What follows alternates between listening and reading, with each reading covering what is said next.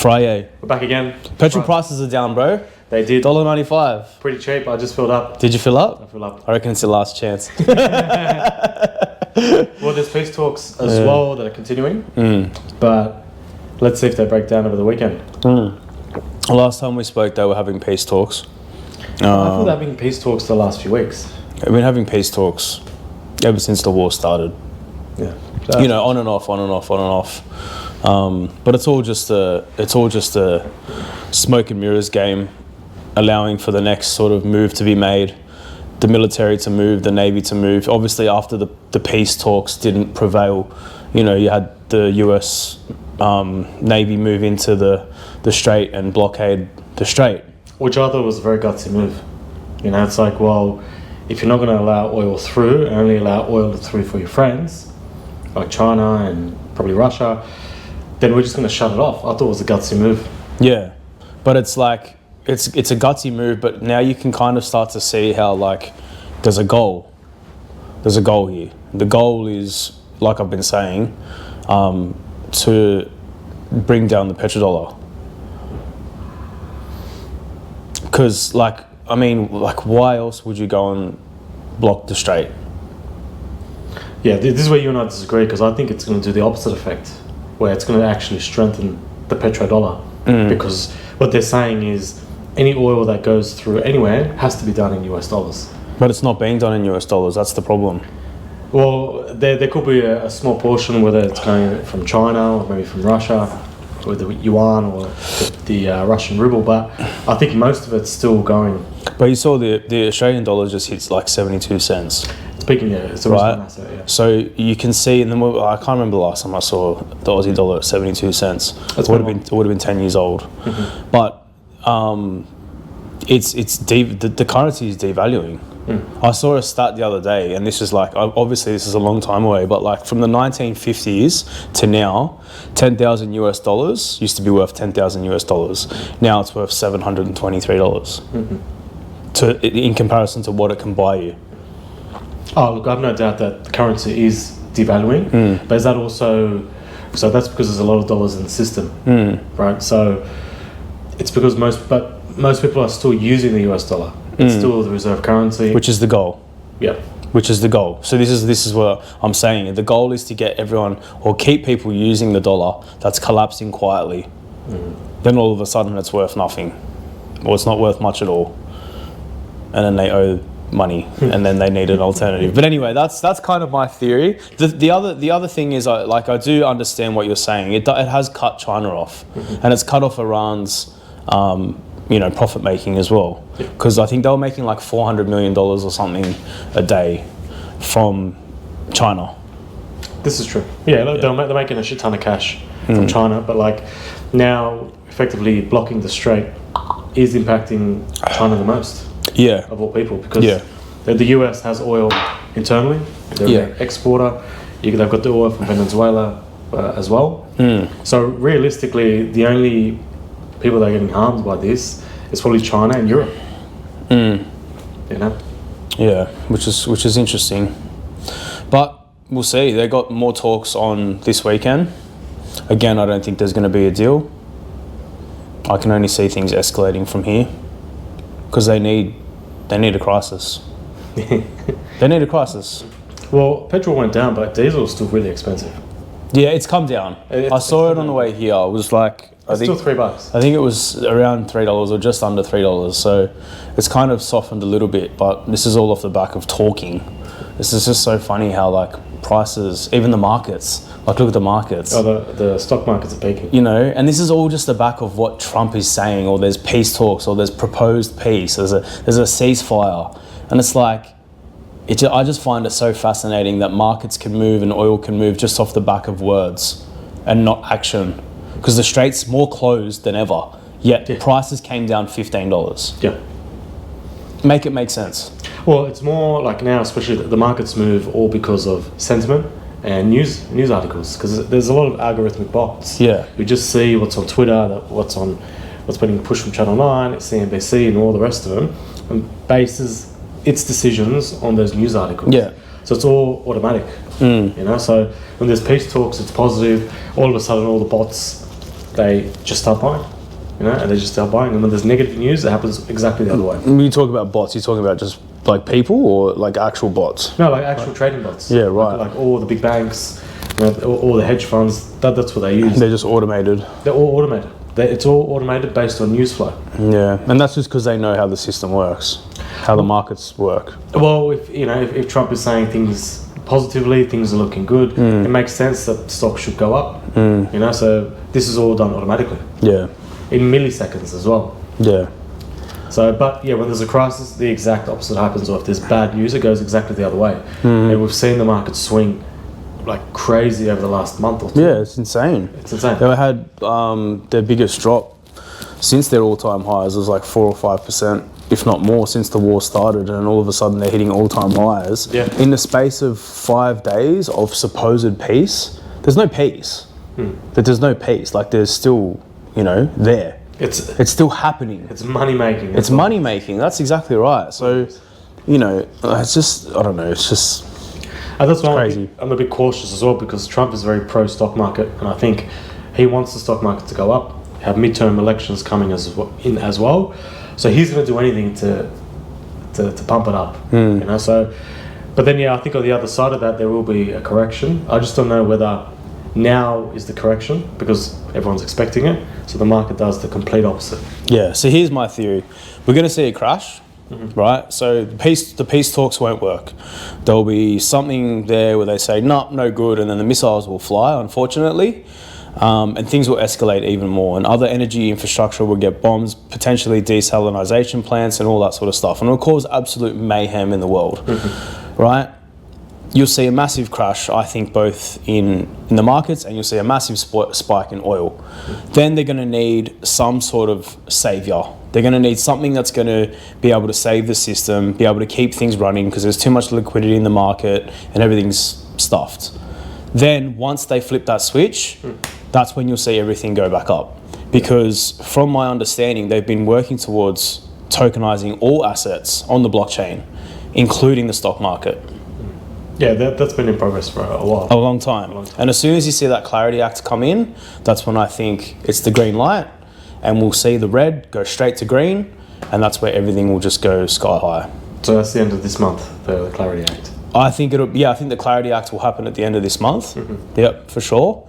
And between now and then, they just need a buffer zone. Why 10 days? It's legitimately almost 10 days till the end of the month. They've got the talks this weekend, nothing will happen, things will go south. Then they've got the Israel and the Lebanon peace talks until the end of the month, right? Where things could potentially make way. That's the way I see it. I could be wrong, but I've kind of been looking at this for a very long time, and most things have happened along the way, so I guess we'll see. So bringing this back home, what do you reckon is going to happen here? I think we'll feel it first. I think Australia's probably like one of the first places in the world to feel the economic hit. Yeah. But that's because we haven't got enough oil? Yeah. Okay. Yeah, we haven't got enough oil. Well, we just saw the Melbourne plant just blow up. Wow, what a which I thought bad timing. It's bad timing. Is it coincidental? It's sus. I'm gonna tinfoil hat, whatever you want to say, but it's pretty sus. It's pretty sus. I think I was hearing a stat today. It supplies 50% of Victoria's oil. 50% of Victoria's oil, 10% of Australia. 10%. Okay. Yeah. So it's still going to be a big hit. Like it's not massive. It's a massive hit. It's a massive hit for Victoria in particular, but just like market thinking and sentiment, it's like shit. We only got 2 plants. I think one in Queensland, one in Melbourne. Yeah. The one in Queensland is still running. I think it's going at capacity. Yeah. And the one in Melbourne has stopped because of a fire. And they only make 120,000 barrels a day or something. Yeah, I saw that too. Yeah. Which is nothing compared to what we need. But don't worry, Albo went to Singapore twice and got us 100 million barrels that'll last us a day. So we're all good. But I cannot believe that we're going to Singapore. Like I would have thought we would have knocked on the US and said, hey, you want our rare earths metals? This is why it's just so sus to me. Do you know what I mean? Like, we could dig for our own oil, first of all. And Albanese, there's videos of Albanese before he was in government, I think it was 2022, where he was complaining that we only have a 90-day oil reserve in Australia and we needed to have our own oil reserves and they need to be bigger and all these things. He came out and said that when Morrison was in government. I remember, yeah, it was like, there was like 30 days and it's supposed to be he had a little bit more hair on his head. Yeah. But, you know, he brought all those things up. And it's just so interesting that every time, you know, we have a new government come in, they say all these things that we need this and we need that, and they're right. But they fall in line. But it doesn't happen. And this has happened ever since before I could remember. We had, what's his name? John Howard. Right? We've been back and forth with governments ever since then. And no one's done a good job. And no one's actually done what they've said they were going to do. You know, and he comes out and says we need all this oil, right? But we don't have it. And he's been in government for how long? Yeah. Yeah, well, they have majority. So it's like if you're going to do anything, and I get it, you can't go backwards. And all the deals that have been done, you can't open because they're commercial deals. They're tied for whatever, 25 years or whatever it is. Yeah. But all the new stuff going forward, you can definitely sort out. 100%. You know, have a plan. Like, be proactive now and like go and sort out the oil that we need now because we're in a bit of a crisis, and then start digging. Yeah. Start digging. Like Trump says, drill, baby, drill. Drill, baby, drill. Or steal, baby, steal. But anyway, what do you reckon? What do you think happens here? I think I don't think it's over. Like, it sounds too good to be true. Like it's just happened too fast. Yeah. But in saying that, I think Trump will make a deal. You know, like that's what he likes to do. And his tactic as well is like, you know, throw shit at everybody, and then, you know, get everyone looking at every single place. Yeah. And then somehow it just works out. You know, that's his strategy, and it's been working. So, you know, I think he'll make a deal with Iran. Yeah. Say, hey, yeah, this is what we're going to do. This is what we're going to agree on, and I think the ultimate play is China. Yeah. So, but bringing it back home, like things have already started to go up. Like I saw a few businesses already starting to close. I went to customer shops the other day. Oh yeah. And they're starting to like really put signs up. Yeah. Like it's going to be crazy over the next. It's such a quick impact, isn't it? Yeah, like especially if businesses are not making, you know, like no one's running on 100% margin. No. You know, or 80% margin. Most businesses run, a good business run on 10 to 20%. You know, profit. Woolies, you know, as a rule of thumb, they run on 5% margin. You know, so of course, different types of industries have different margins, but no one's making, you know, 80%. Yeah. You know, to sustain a 30% fuel increase. Yeah. So it's going to hit, and it's going to hit us harder because we're also going into winter. Yeah. You know, I always judge the desperation of businesses by Uber Eats. You know, Uber Eats have crazy specials on. You know, like even now for lunch, I can get delivered food here cheaper than if I were to go pick it up and wait. Oh, really? You know, so it's like, well, so you're saying it gets a bit cheaper on Uber Eats when things are tough. 100%. That's interesting. That's what I see. That's just my observation. Well, I saw that. I'm sure you did as well. That Qantas, they spent $800 million more in fuel over the last month. They, for the first time, had to cut back on a lot of their domestic flights. Soon it will be international as well. I think it's Etihad or Emirates have cut back on their European flights because of the cost of oil. So, like, you're starting to really see the impacts of the oil prices in those big companies now. And then, obviously, we'll see it with the truckers and with the groceries. Like, it's going to kick in probably next week. But they're talking like 20% margin, yeah. In at your Woolies or your Coles, even at your Aldi. Like, they're talking about 20% increase. Like, that's significant because things have already gone up a fair bit. Yeah. So everyone's going to feel it. I think Australia is going to be one of those countries that feel it first, just because we're so reliant on overseas, unfortunately. And I think, the RBA will be forced to act. Yeah. They will have to put interest rates up. And this is where it's going to really hurt. Look, that's going to hurt everyone. Yeah, it's going to hurt everyone, myself included, because we've all got, you know, mortgages and whatnot. You see a jump of 0.25 3 times in a row throughout the year, plus everything else getting expensive. Like, I got the emails coming through already, insurance is going up, Rego's going up. Like, I couldn't believe it was my Rego was like $700 or $800. I remember I used to pay like $250 for Rego, and that wasn't that long ago. You know, so yeah, it's going to get pretty shit, but you just got to do what you can. Just go right through it. Yeah, do your numbers. Make sure you just cut out costs, things that aren't going to make you money and you don't need to have. Probably buy more Uber Eats. Why not? Cheaper. Why not? If it's cheaper, probably cheaper than going to Coles. You'd have to do the dishes. But yeah, it's going to be tough. And the other interesting thing as well that I sort of read up on it is that Europe actually have their contracts running out with Russia for their LNG. To me, it still blows my mind that they're in a war with Russia. Yeah, but they're buying their resources. Well, I think they signed the contract a long time ago. Yeah, well, this was, I remember in 2018 when Trump was when he was first in power. Yeah, and I remember him saying to the Europeans, don't do the deal with Russia because you're going to give them money essentially for their resources, US dollars in particular. Yeah, and then they're going to use those dollars to basically fund the war. And they did. And like everyone was like, I remember they were laughing at him. I remember there was a famous video of like, I think like at the UN or something, and they were laughing at him when he was doing his speech. And now if you look back, it's like, it was the right call. You should not have signed that deal. You should have got your gas from somewhere else. Yeah, well, he obviously wanted them to get their gas from him, which they'll do now. So now they're forced. They have to. They're forced in a corner because it's like, do you want the big orange man or do you want Putin? Who are you going to go with? Yeah. Like there are your two options. Yeah. Either get oil and gas through American friendly channels like Saudi Arabia, Qatar in particular, which obviously the US has a lot of influence. Yeah. Or you can get it a different way, which is Putin, which is Russia. Yeah. Which is exactly the story you were sort of going against over the last few years. Yeah. It's crazy. It doesn't make sense. This is the thing that annoys me the most. It never really makes sense. Everyone's like, you got to save Ukraine. You got to do all these things. Yeah, but they're funding them. But they're funding it. Yeah, they're funding the war against themselves. Yeah, and this is where like there's a lot of corruption with all these things as well. It's like, is this all done on purpose to sort of just fund the war? I think it's pretty obvious. You create a crisis to solve a problem. When the world is in that much debt, they need to make money somehow, and war is a way to make it.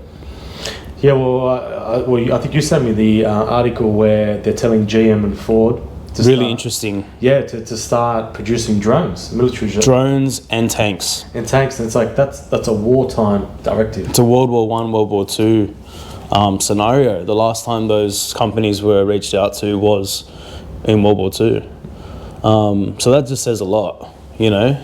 Maybe buying some shares in Ford and General Motors might be a good idea. It's fucked because like you look at it and like it's war. It's like people are dying and it's shit. But you've also got to be smart as well and like try to make a bit of money out of these situations, because if you don't, well then you end up broke. You end up broke. You do. You end up broke. But yeah, I thought that was really interesting. And the other thing that I'm reading now is that America are getting ready to take on Cuba. Look, I think that there needs to be a crisis because the Federal Reserve, the American bank, the central bank, they've kept interest rates really high. Because the rates are really high, they have like a ridiculous amount of money maturing in terms of their bonds this year. And if they roll over those bonds, they have to pay the rates that they're paying now. Yeah. So the only way to really, because you've got different arms of governments, you've got different balances of power, the only way that they can cut rates is if there's a crisis, essentially. Yeah. So this is where, I don't think the US government wants to roll over the debt at the rate of today. Yeah. That's why I think that there may be some sort of crisis that's coming. It's going to cause those rates to get cut really fast. Yeah. Yeah. That's what happened in COVID. That's what happened in the GFC. Yeah. There's a big crisis. All of a sudden, rates got cut from wherever they were, 4 or 5%, down to zero. Yeah. And then you got to think, well, now the US government can roll over all that debt at those rates because essentially it's a lot cheaper. Yeah. Well, it's interesting because in the GFC, like we went through a recession, but they're calling this a stagflation, which basically means either way, whether you put the rates up or down, we're screwed because growth is too slow and jobs are being lost too quickly. Yeah. Is that right? Yeah, things are getting more expensive. Yeah. Because usually when there's a GFC, inflation cuts, like everything stops. Yeah. So inflation falls out of its ass, sometimes goes into negative because everything is sort of just in a negative position. Yeah. But when you have everything, say, job unemployment going up. Both sides. Yeah, you've got unemployment going up. You've got people obviously losing their jobs, productivity going down, but things are still costing more. That's stagflation or hyperinflation. Yeah. So either way, no matter what you do, you're fucked. Yeah. Well, this is what happened in Venezuela. You probably saw the pictures of people going to buy bread for like 100,000 pesos or whatever it is, whatever their currency is. They were taking buckets of cash because the government would just print, and then it starts to become worthless. And this is the thing as well, is that I saw that the Federal Reserve is printing something like another 4 billion or something crazy amounts of cash into the economy. I think it's a lot more. It's more than that. It's a lot more, I can't remember the exact number. It was something crazy, which again is feeding into that same scenario that I keep saying. Well, you can see it here in property prices as well. Like things are still expensive. Yeah. People are losing their jobs. People are having to work 2 or 3 jobs, but the price of the asset is still going up. Yeah. It's like, how is that working? It's basically dysfunctional. Yeah. The other interesting thing that I came across during the week was water. Yeah. So we spoke about, I think it was last week, we spoke about how like all the data centers and AI, they need a shit ton of water to cool down their servers. So another really interesting thing that we could see in the future is where we're restricted with water. It wouldn't surprise me. Yeah. Because you've got the what's it called, Elon Musk is talking about putting data centers in space, which is a crazy idea, but it could happen. Yeah. Because it's so cold up there. There's heaps of solar. Yeah. It could run. Which is insane. And I think I saw the other day the Chinese are putting their data centers under I've seen that. Like at the bottom of the ocean. Crazy shit. Which is insane. Like it's insane. It's wild. But yeah, it's definitely worth looking into as well as an investment into water. Yeah, I remember. I think what's the famous investor, Michael Burry. After the GFC happens, at the end of the movie, it says there that he's looking at water investments back in 2008, whatever it was. Really? Yeah. There you go. So water is a commodity like anything else. Yeah. There's a finite amount of it, and for that reason, somebody's going to make money off it. Yeah. The other one I'm looking at closely now is silver. Silver went up really hard. It went up ridiculously hard. I still think it's going to get back down to like $40. No, 40 US. I think it's going the other way. I think longer term, it will definitely go up. I think it's going to go like $300-400. I don't think yet. I think it still has to correct because that I think everything's got to correct. Yeah, look, everything has to correct because shit's too expensive. Yeah. But it's interesting because there's a lot of stuff coming out now about how many countries are buying up silver because they need it for EVs. Yeah, look, EVs are going to be hit. They've gone through the roof. Like they've been selling them like hotcakes recently, and all their batteries need silver. So they're just like, there's just way too much production for the amount that they actually have. So we'll see. Yeah. Interesting. But look, I saw an interesting stat last week about Melbourne's property prices. Only 2 out of 9 properties at auction sell. 2 out of 9? 2 out of 9. Far out. I don't know what that clearance rate is. It's ridiculous. 20%. Has it? It's not always been like that, hey? Like Melbourne's never been as easy to sell as Sydney. Yeah. But that's pretty wild. Well, Melbourne's basically had like a lost decade. Basically from 2015, 16, prices haven't moved from there. Yeah. Of course, in some areas, things have still gone up, but if you look at the majority of prices down there, they've just sort of stayed the same. Yeah. They've gone backwards. I wonder if that's a lot to do with like the crime that we're seeing on the news. It's pretty rampant, and like the news doesn't even show that much of it. No. But yeah, I have family that live down there as well, and it's scary. It's pretty rough. It's rough. But this is what happens when you mix people together. Yeah. Yeah. People from different parts of the world, that are not the same. They're dissimilar. Different values. Different values, but it's like you got to see where these people are coming from as well. It's a different world. Australia's like, we've got rules, regulations, very strict. You've got the government that's really controlling everything as well. You go to other third world countries, it's not like that. It's just a free for all. It's survival of the fittest. Yeah. So it's kind of how they've learnt to survive. Yeah. I'm not saying all people are bad, but They're just not integrated properly, are they? and this is the government's fault. Yeah. You know, and then so, but yeah, that's the issue in Melbourne and Melbourne as well. The government there, I think they went on a frenzy on taxing landlords. They hit them with additional land taxes. They're very not friendly to landlords in Melbourne, and landlords will take their money and leave. They'll leave, yeah. There's There's no point investing. I can invest anywhere else in the country. And Perth. It's Perth. Yeah, Perth has killed it. Yeah. Adelaide's killed it. Even Sydney and Brisbane. Everywhere's killed it. Yeah. So it's like, yeah, if you're gonna put such a negative connotation to landlords, and make them the bad guys, this is what happens. Yeah. It's like the business owners. They put so many taxes on business owners, make the wages a lot harder to pay or hire. Business owners don't want to do it anymore. It's a similar thing. Yeah, and that's what happens. And you see, it's sort of with small businesses, it also stagflates their growth because they're like, well, why would I put another person on? No, cost me more money. It costs me, like, I cannot believe in New South Wales in particular, payroll tax. Well, all the states do it. So it's like, you're going to hire someone, you're helping the economy by hiring somebody, giving them a job, paying their super and all that, and then you're going to tax me for doing it. And it's like, what's the point of that? There's probably no point doing it. May as well just try to make money another way without getting someone onboarded. Exactly. Yeah. Which is where AI comes in.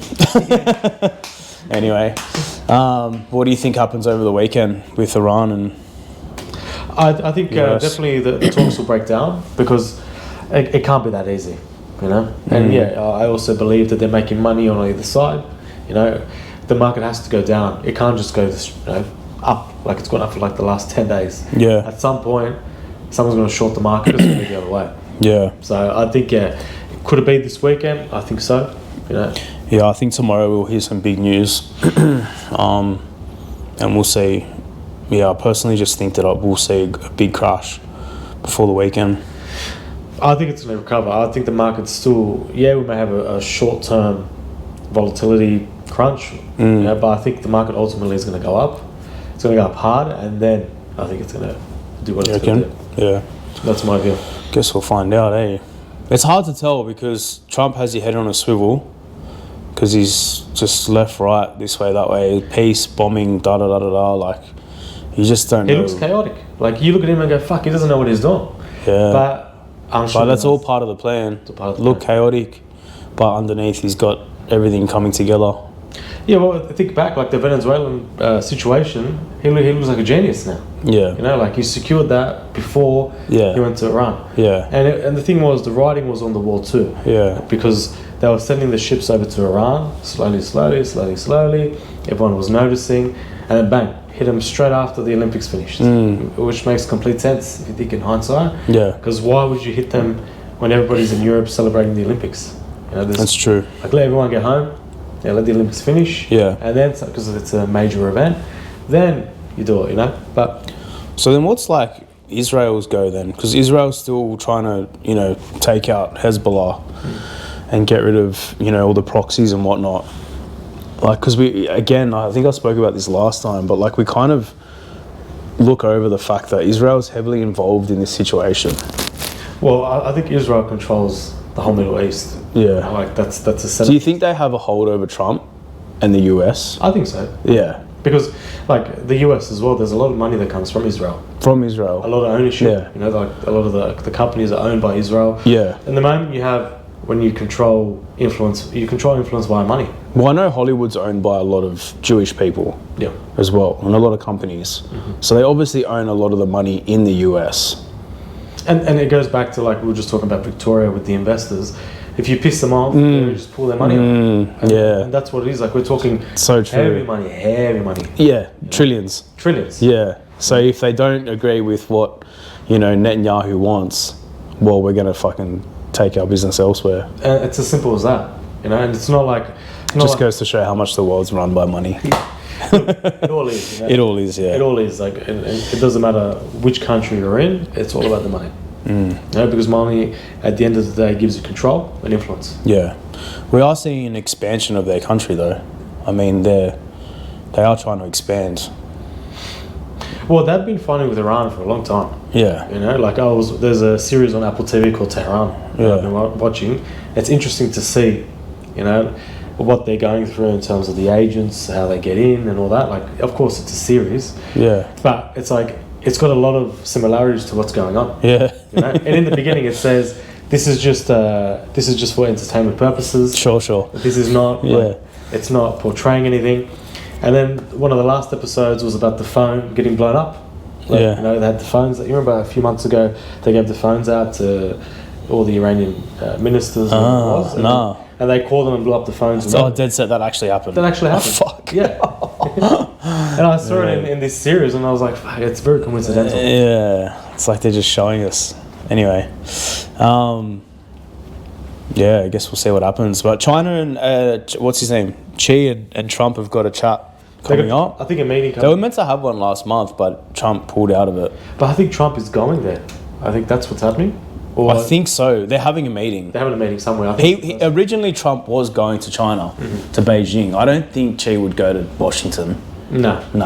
He would. I think he has in the past. When was the last time he went to Washington? Imagine them meeting Taiwan. Fuck. But he is meeting him. Yeah, I don't think it's going to be in China. I think it'll be in a neutral place. I mean, we haven't heard much about Taiwan, have we? No, it's been pretty quiet. All the Epstein files. Look, the Epstein, like somebody said it to me today, like, you know, he's going to war because of the Epstein files, and it's like, no. It's like, if they had the Epstein files, well, whatever the people are saying would be out, you know, like as if they haven't taken, like by now, they haven't, whatever they've got on Trump, as if it's not out there. Push it out there. Push it out there. Yeah. You know? No, I don't get the whole like they went to war with Iran for the Epstein files.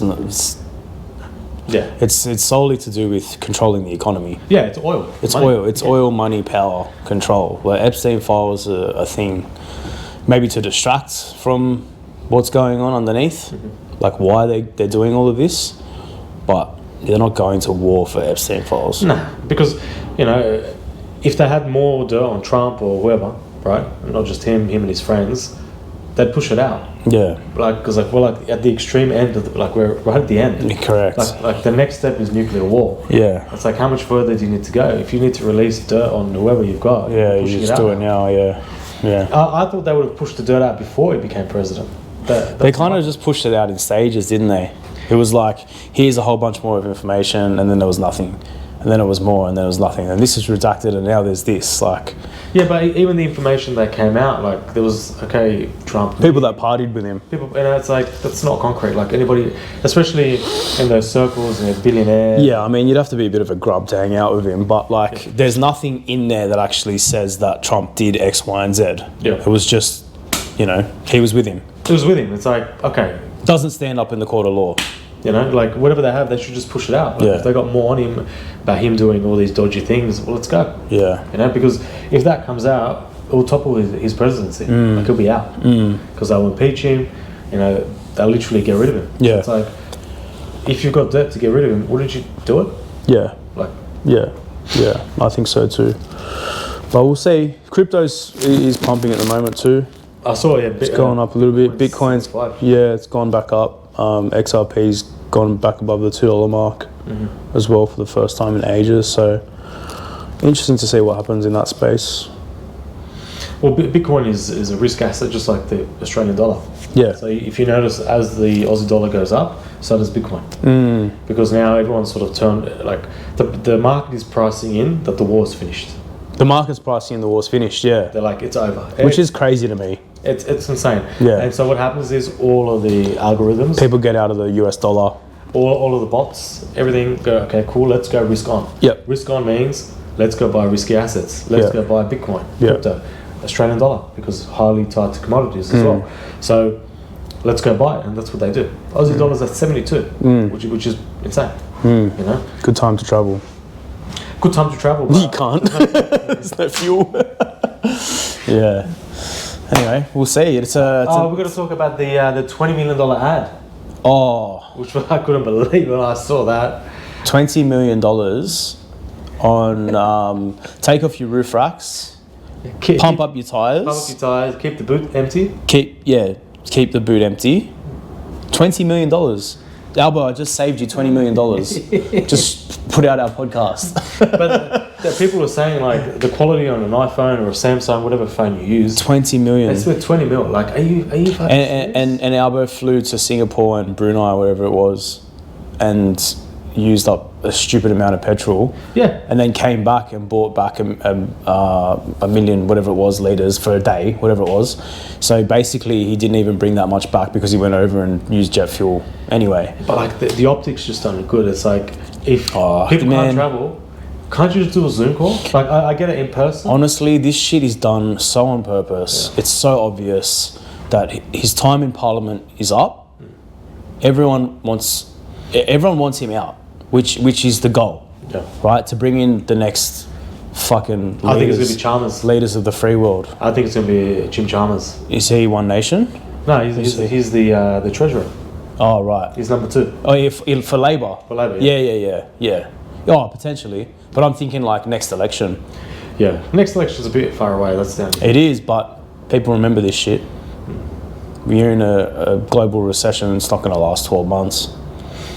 It's going to last longer than that. Oh, if there's a recession, yeah, like it's going to last years. It's well, yes and no. Like I think markets as well respond a lot quicker now because of globalization, technology. So I think like I remember in 2007 when the GFC started, and it finished in 2010. Right, it was 2-3 years. Yeah, but I think this time this one's different though because there's AI involved. That's why I think it's going to happen a lot. Yeah, quicker. that's what I mean. Like You reckon? I think the period will be shorter. But people will feel it longer. I think a lot more people will go broke. Yeah, that's what I mean. That's what I'm saying. I'm talking about people going broke and feeling that brokenness for a long time. Because like, back then, say for example... You could go get a job. Yeah, you get a job, but property prices were 300 grand. No, they weren't. You know? No, they were fucking heaps cheaper in 2008. Yeah, I'm just giving it like as an example. Like, I'm talking about the West. A house in Blacktown was 50, right? Yeah. Now it's $1 million. Yeah, that's right. Now if you lose and you have $1 million debt, you're fucked. You're fucked. And it's hard to find a job. So. Yeah. Anyway. Guess we'll see. But Albo, stop spending money on ads. Yeah. See you next week. See you next week. Have a good one.